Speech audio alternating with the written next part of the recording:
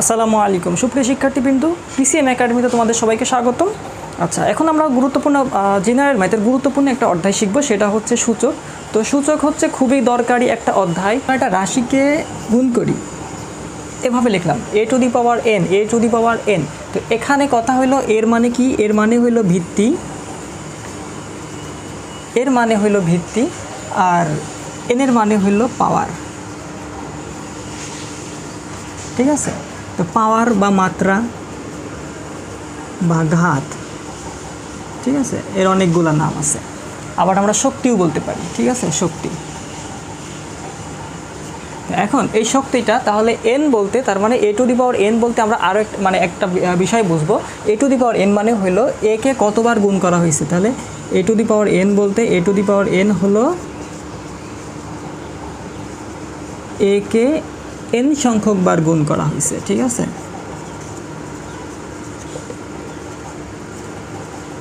একে n সংখ্যক বার গুণ করা হয়েছে, তাহলে গুণের একটা সংক্ষিপ্ত রূপ। ঠিক আছে, তো এখন আমরা মনে করো একে যদি 3 বার গুণ করি, এই গুণন এ গুণন এ গুণন এ, 3 বার যদি গুণ করি, তখন আমরা কি লিখবো? আমরা জানি যে গুণ করতে হলে কী কাজ করা লাগে, গুণ করতে হলে একটা কাজ করা লাগে, সেটা হচ্ছে আমরা লিখবো হচ্ছে 1 এবং তাদের পাওয়ারগুলো যোগ করে দেবো। এখানে 1 1 1 আছে না, তাহলে 1 + 1 + 1, তো মোট মিলাই হচ্ছে আমরা কিন্তু a কিউব লিখতে জানতাম।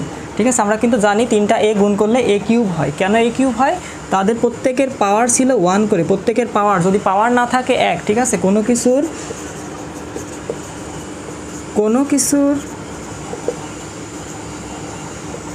পাওয়ার না থাকলে, আমরা 1 ধরবো, এবং সামনে কোনো কিছুর সামনে যদি চিহ্ন না থাকে, তাহলে চিহ্ন না থাকলে প্লাস, কোনো কিছুর সামনে চিহ্ন না থাকলে সেটা প্লাস চিহ্ন হয়। ঠিক আছে, তো এটা হচ্ছে আমরা সবাই জানি।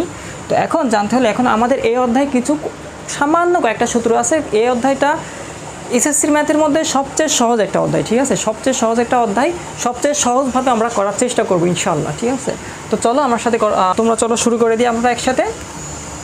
তো এখন তো এই জিনিসটা যখন আমরা এখান থেকে আমরা চলো একটা সূত্র অ্যাপ্লাই করি, সেই সূত্রের অ্যাপ্লাইটা হচ্ছে একটা কথা মনে রাখ, গুণ করলে পাওয়ার যোগ। তাহলে এই যে এখানে দেখো, যখন গুণ করছি তখন কী ছিল, তখন গুণ করলে আমরা পাওয়ার যোগ করলাম। এখন তাহলে দুই নম্বর কথাটা শিখবো হচ্ছে, 2 নম্বর কথাটা ভাগ করলে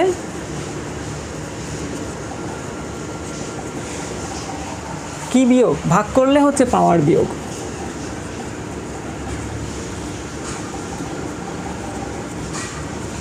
ঠিক আছে, তাহলে প্রথম কথাটা হচ্ছে মানে এটা একদম মেইন কথা, এর বাইরে আর কোনো কথা নেই। তো কী কথা? জাস্ট গুণ করলে পাওয়ার যোগ করবো আর ভাগ করলে পাওয়ার বিয়োগ করব।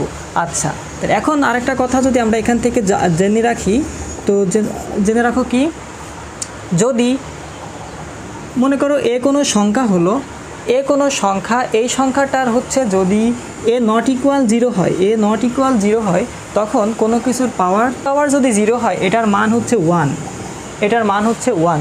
কীভাবে 1 আসে? চলো আমরা এই 2 নাম্বার রুলস থেকে এটা আমরা প্রমাণ করি। তো মনে করো যে আমরা a কে ভাগ করব a দিয়ে। ঠিক আছে, a কে যদি আমরা a দিয়ে ভাগ করি, তাহলে ভাগ করলে আমরা এখানে বলে রাখছি কি, ভাগ করলে পাওয়ার বিয়োগ। তাহলে এখানে আমরা কিন্তু নর্মালি কিন্তু কাটাকাটি করতাম। ঠিক আছে, আমরা ছোটোবেলা থেকে কিন্তু জানি এটা সমান সমান হলে কেটে দেব।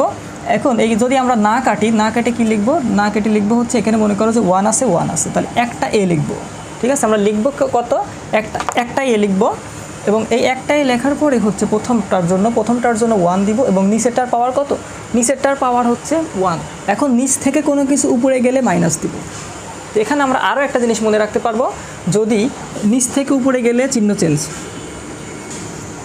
ঠিক আছে, যদি নিচ থেকে আমরা উপরে যাব, নিচ থেকে যে কোনো সংখ্যাকে, মনে করো আমরা 1/a আছে, তাহলে 1/a বলতে তাহলে কি বুঝবো? এখানে a টু দি পাওয়ার 1 আছে, এখন এটাকে আমরা লিখবো হচ্ছে a টু দি পাওয়ার -1। ঠিক আছে, a টু দি পাওয়ার -1 মানে a ইনভার্সের মানটা হচ্ছে 1/a। অথবা আমরা এভাবে বলতে পারি যে কোনো কিছুর পাওয়ার যদি ঋণাত্মক হয়, তখন সেটাকে 1/, লিখবো। ঠিক আছে, পাওয়ার ঋণাত্মক হলে সেটাকে 1/, লিখবো। আর এখানে আমরা কীভাবে করলাম দেখো, যে a টু দি পাওয়ার মানে a আর a কে যদি ভাগ করি, a আর a কে ভাগ করলে মানে পাওয়ার বিয়োগ করলাম, ভাগ করলে পাওয়ার বিয়োগ, এখানে লিখে রাখছি ভাগ করলে পাওয়ার বিয়োগ, তাহলে a টু দি পাওয়ার 0, তাহলে a টু দি পাওয়ার 0 মান কিন্তু 1। কেন 1 আসলো? দেখো এখানে এটা কাটাকাটি করলে তো 1ই আসে, ঠিক আছে? জাস্ট ওই একই জিনিস একটু ঘোরাই করা লাগবে আর কি। তো এই ঘোরানো আমরা বেশি ঘোরানোর চেষ্টা করব না, আমরা খুব স্মুথলি ঘোরাই দেবো সংক্ষেপে, ঠিক আছে? তো চলো এখন আমাদের কি বেসিক ক্লিয়ার হালকা হইতে পারছো? ঠিক আছে, তো আমি হচ্ছে জাস্ট একটা প্রশ্ন ধরবো, সেই প্রশ্নের আঙ্গিকে কি যতটুকু বেসিক যাওয়া দরকার আলোচনা করবো, তখন তোমরা ভালো বুঝবা ইনশাআল্লাহ। তো এখন আমরা জাস্ট এতটুকু বললাম যে ভাগ করলে পাওয়ার বিয়োগ হয়ে গেল, আর এখানে যদি আমরা গুণ করছিলাম তাহলে গুণ করলে পাওয়ার যোগ। এখন তোমরা কিন্তু বইতে সূত্র আছে কিভাবে, যে a to the power m into a to the power n equal to a to the power m plus n, এটা তোমরা সবাই জানো, ঠিক আছে? যদি কোনো কিছু গুণ করি তাহলে গুণ করলে পাওয়ারটা যোগ করব। আচ্ছা, a to the power a square গুণন a টু দি পাওয়ার -2, তখন কি করব? তখন এই কথাটার অর্থ কি? এই কথাটার অর্থ কিন্তু আমরা জানি, যখন কোনো কিছুর পাওয়ার ইজ এখান থেকে, তাহলে যখন কোনো কিছুর পাওয়ার ঋণাত্মক হয় তখন সেটাকে 1/, লিখতে হয়।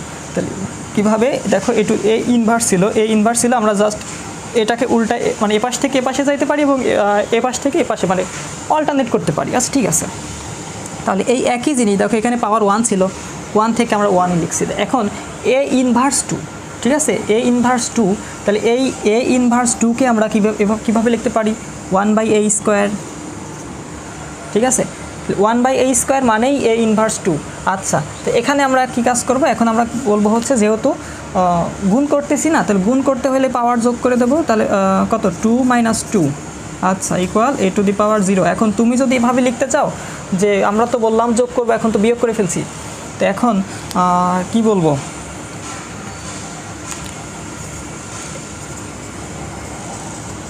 ঠিক আছে, a to the power 2 - 2 equal a to the power 0। এখন তুমি এভাবে আসতে পারো, এই লাইন থেকে আমি জাস্ট এখান থেকে এতটুকু দেখালাম, তুমি এভাবে আসতে পারো, প্লাস দিয়ে মাইনাস দিয়ে প্লাস দিয়ে ব্র্যাকেট দিয়ে মাইনাস দিয়ে হাবিজাবি, এগুলো তুমি অনেক করতে পারো। হ্যাঁ, এই কাজটা কারা করবে? এই কাজটা করবে হচ্ছে ক্লাস 6-এর একটা বাচ্চা, ঠিক আছে? ক্লাস 6-এর একটা বাচ্চা যে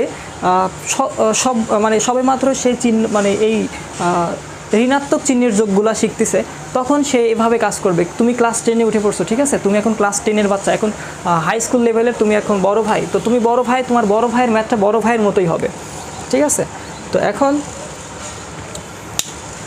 তো আমরা কি কাজ করব? আমরা জাস্ট এভাবে এটার মান কতটুকু? a স্কোয়ার -2, তাহলে কত? a to the power 0। তাহলে a টু দি পাওয়ার 0-এর মান কত ছিল? 1 ছিল। আচ্ছা, আমরা কথা শিখলাম হচ্ছে গুণ করলে পাওয়ার যোগ, ভাগ করলে বিয়োগ, আর কোনো কিছুর পাওয়ার যদি 0 হয়, সেটা হচ্ছে কত? 1 হয়। নিচ থেকে পাওয়ার উপরে গেলে, তাহলে নিচ থেকে পাওয়ার উপরে গেলে, এটা পাওয়ারের জন্য অবশ্যই নিচ থেকে